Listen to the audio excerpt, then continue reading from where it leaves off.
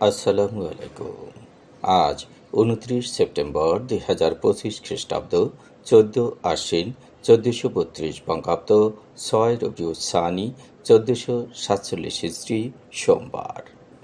সংবাদ পাঠ করছি মনির হোসেন কামাল।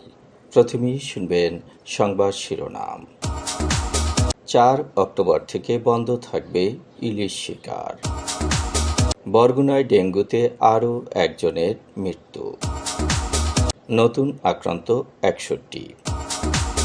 নরসিংদীতে বিএনপির দুই পক্ষের সংঘর্ষে যুবদল নেতা নিহত। বাকেরগঞ্জে যুবককে পিটিয়ে হত্যা। নারায়ণগঞ্জে গণপিটুনিতে মেম্বারের মৃত্যু। মাইকিংয়ে রেকর্ড করা হয় লোকবেতারে। শুনলেন সংবাদ শিরোনাম, এবার বিস্তারিত। মা ইলিশ মাছ রক্ষায় এবং প্রধান প্রজনন মৌসুম হওয়ায় আগামী ৪ অক্টোবর থেকে ২৫ অক্টোবর পর্যন্ত ২২ দিন ইলিশ ধরা, পরিবহন, বিক্রি এবং মজুদ সম্পূর্ণভাবে নিষিদ্ধ থাকবে। মৎস্য ও প্রাণী সম্পদ উপদেষ্টা ফরিদা আক্তার জানিয়েছেন, ঘোষিত সময় নদীতে ইলিশ ধরা, পরিবহন, বিক্রি, মজুদ ও বিনিময় সম্পূর্ণভাবে নিষিদ্ধ করা হয়েছে। অভিযান পরিচালনায় মৎস্য কর্মকর্তাদের পাশাপাশি নৌ পুলিশ, কোস্টগার্ড, নৌ ও বিমান বাহিনী সহ সকল আইনশৃঙ্খলা রক্ষাকারী বাহিনী অংশগ্রহণ করবে। এ সময় দেশের ৩৭টি জেলার ১৬৫টি উপজেলার ৬,২০,১৪০টি জেলে পরিবারকে ২৫ কেজি করে চাল দেয়া হবে। বরগুনায় ডেঙ্গুতে আরও একজনের মৃত্যু হয়েছে। তার নাম আব্দুল হাকিম।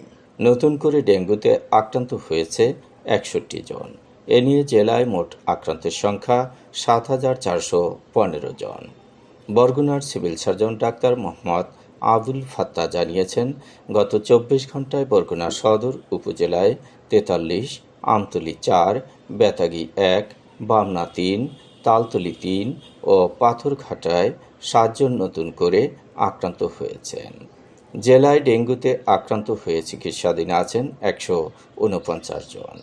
এদের মধ্যে বরগুনা জেনারেল হাসপাতালে ৯৭, আমতলী ৪, বেতাগী ৩, বামনা ১৫, পাথরঘাটা ১৫ এবং তালতলী উপজেলা স্বাস্থ্য কমপ্লেক্সে ১৫ জন চিকিৎসাধীন।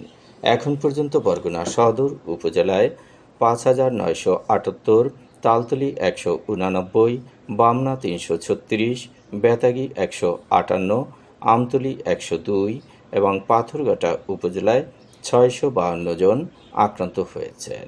অন্যদিকে জেলায় ডেঙ্গুতে আক্রান্ত হয়ে মারা যাওয়া ৫৪ জনের মধ্যে ৩৮ জনের বাড়ি বরগুনা সদর উপজেলায়, ১১ জনের বাড়ি পাথরঘাটা এবং ৫ জনের বাড়ি বেতাগী উপজেলায়।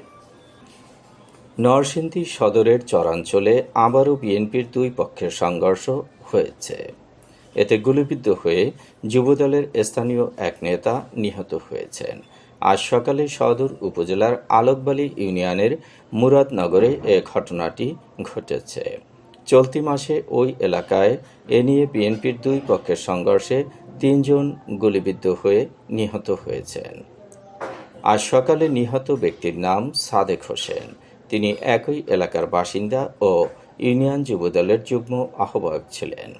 ১৮ ও ১৯ সেপ্টেম্বর একই এলাকায় আধিপত্য বিস্তারকে কেন্দ্র করে স্থানীয় বিএনপির দুই পক্ষের পৃথক সংঘর্ষের ঘটনায় ঈদুন মিয়া ও ফেরদৌসী বেগম নামে ২ জন নিহত হন।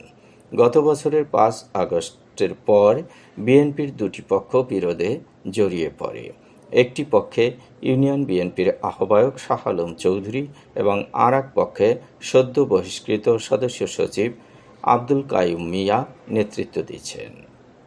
মেঘনা নদী থেকে অপরিকল্পিতভাবে বালু তোলাসহ নানা অভিযোগে সম্প্রতি দলীয় পদ থেকে বহিষ্কৃত হয়েছেন আব্দুল কাইয়ুম। স্থানীয় বিএনপির রাজনীতিতে তার সক্রিয় থাকার বিষয়টি মানতে পারছিল না শাহ আলম পক্ষ।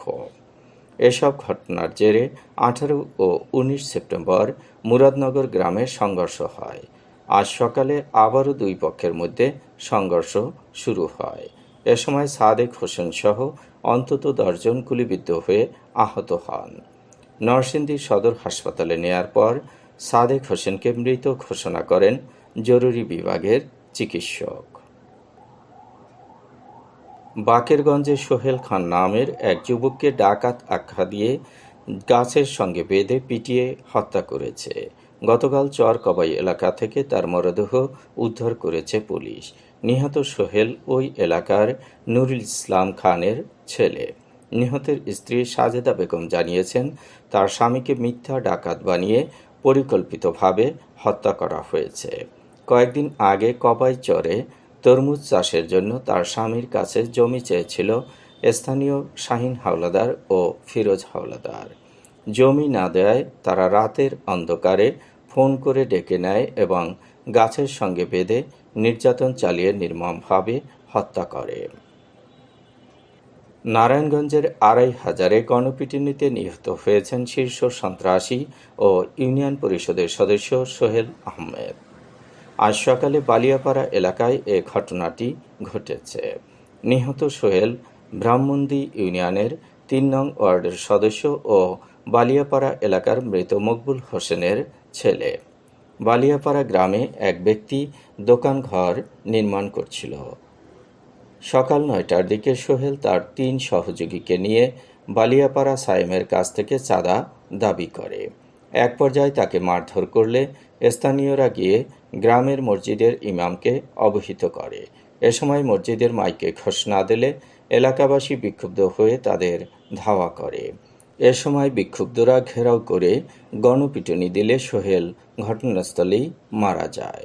নিহত সোহেল ও তার সহযোগীদের বিরুদ্ধে মাদক, চাঁদাবাজি, ডাকাতি ও দস্যুতা সহ অন্তত 10টি মামলা রয়েছে।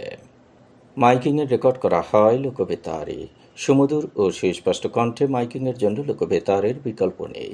লোকবেতারের সানপ্রুফ স্টুডিওতে করা হচ্ছে গান ও নাটকের রেকর্ড। সেই সাথে লোকবেতারের নামমাত্র টাকায় প্রচার করা হচ্ছে বিজ্ঞাপন। 15 সেকেন্ডের বিজ্ঞাপন প্রচারিত হচ্ছে মাত্র 500 টাকায়।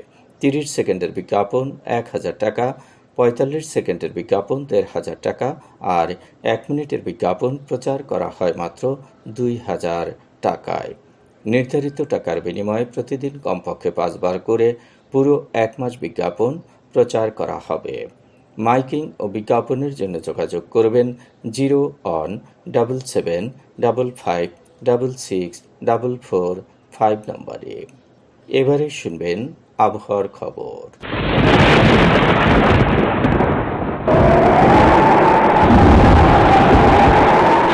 মৌসুমী বায়ুর অক্ষের বর্ধিতাংশ পূর্ব উত্তরপ্রদেশ, বিহার লঘুচাপের কেন্দ্রস্থল ও বাংলাদেশের দক্ষিণাঞ্চল হয়ে আসাম পর্যন্ত বিস্তৃত রয়েছে।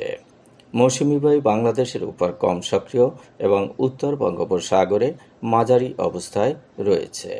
রংপুর, রাজশাহী, ময়মনসিংহ, ঢাকা, খুলনা, বরিশাল, চট্টগ্রাম ও সিলেট বিভাগের অধিকাংশ জায়গায় অস্থায়ীভাবে দমকা হাওয়া সহ বিদ্যুৎ চমকানো বা হালকা থেকে মাঝারি ধরনের বৃষ্টি অথবা বজ্রসহ বৃষ্টি হতে পারে।